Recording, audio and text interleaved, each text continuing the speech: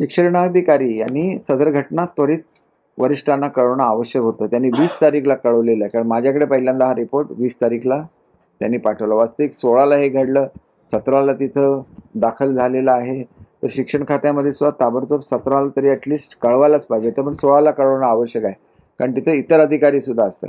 एक अधिकारी आम्ही निलंबित केलेले आहेत, परंतु तिथं जर इतर अधिकारी सुद्धा ह्याला आढळले तर त्यांच्यावर सुद्धा निलंबनाची कार्यवाही करण्यात येईल.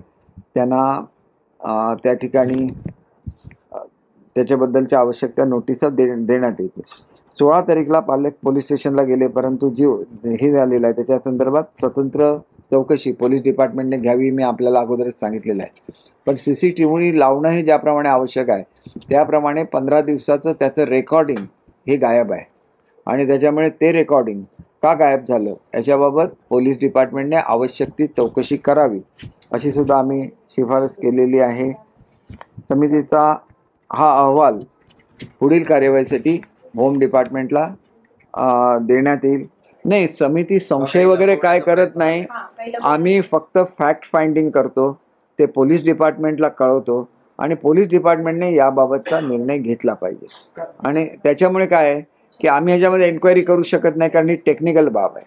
पण सर हायमॅन 1 इंचचे फाटले गेले आणि वारंवार हे घडत होतं असं सुद्धा समोर आलं, शक्यता आहे. त्याच्यामुळेच हे 15 दिवसाचे CCTV भेटत नाहीयेत का? नाही बघा, एकंदर प्रकरण घृणास्पद आहे. याच्यावर SIT नेमलेली आहे, त्याच्यामुळे मी काही कॉमेंट करणं योग्य होणार नाही.